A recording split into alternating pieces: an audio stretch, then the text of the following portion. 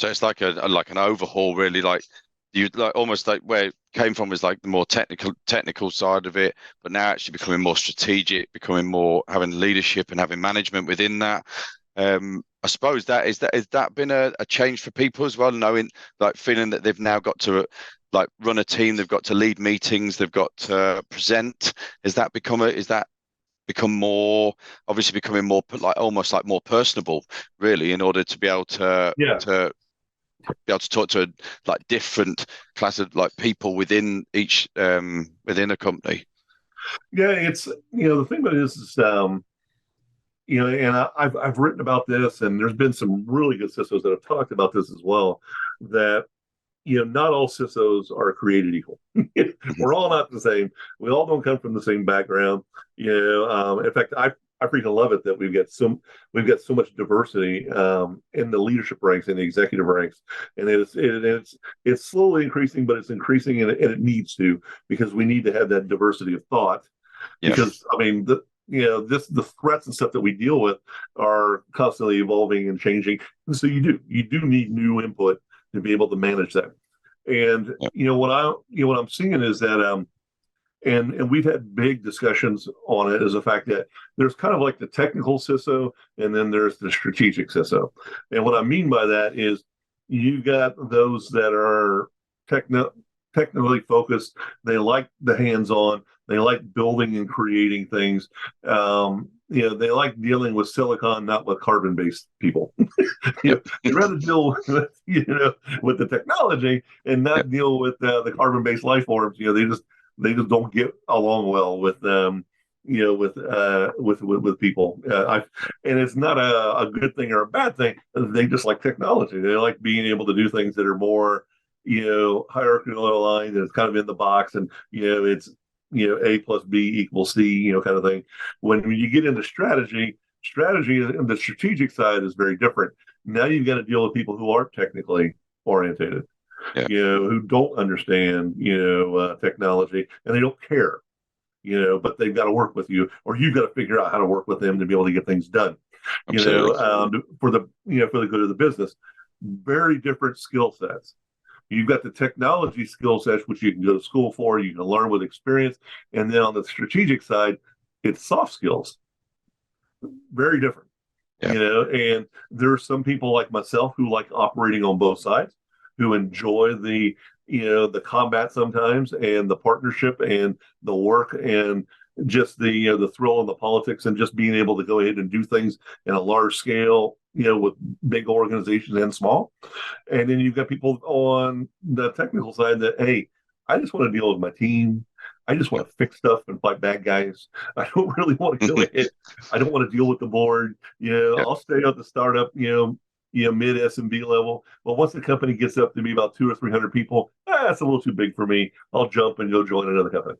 yeah, And they're good with that. And they can make a career doing it, and that's what they want to do. They just like being on the small end like that. They really don't want to deal with the big side. yeah, Myself, in the various verticals I've worked in, I've dealt with massive, the U.S. Navy, huge teams, to where Webroot on down to SoftBank, where SoftBank, large $200 billion investment, company, financial services, but got a smaller team compared to what so I've done small and large. I mean, it doesn't really bother me, none at all.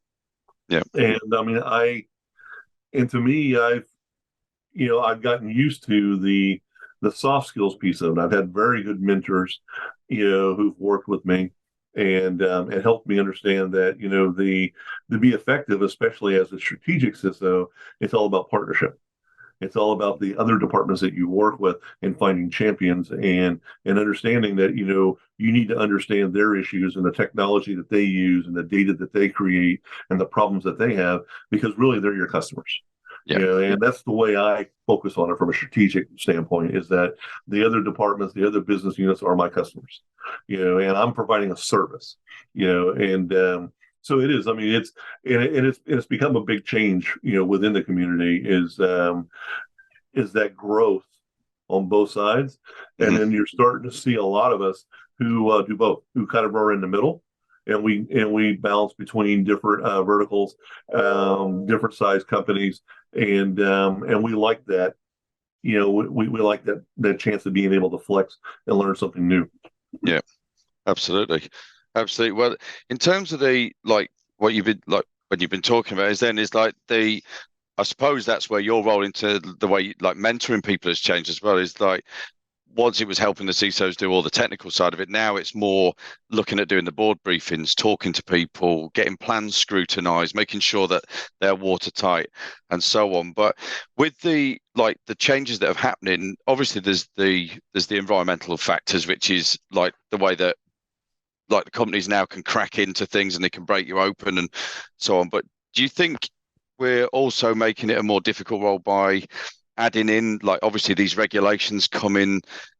Is that like the controlling factor really that's driving the changes, or do you feel it's something else?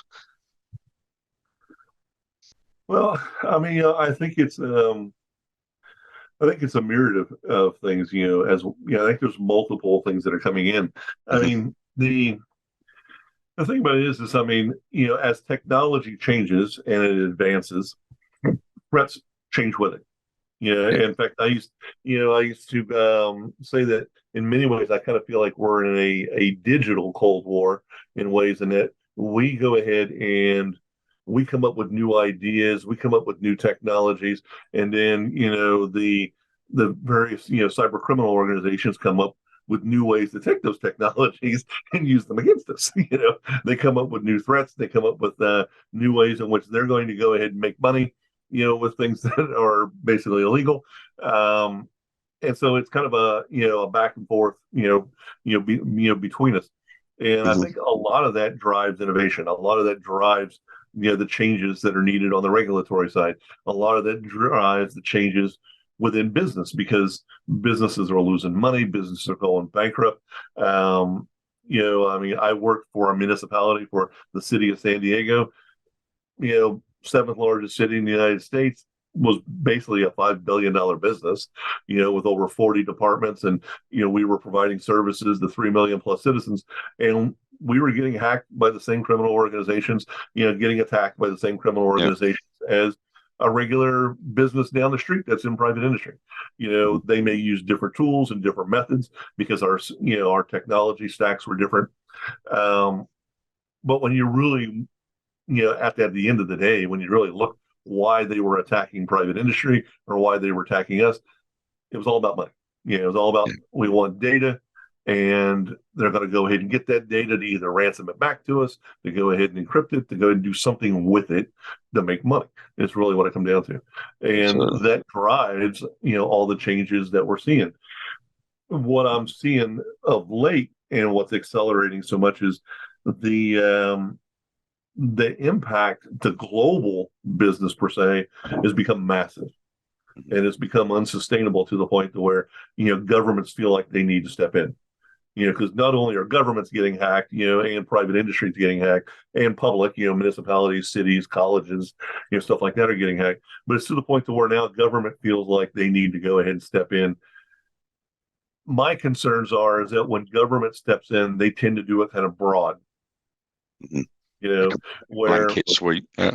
yeah, they need to do it kind of broad, which it may be good for 60% of the people that they're trying to cover, but the other 40% just get the crap knocked out of them, Yeah. you know.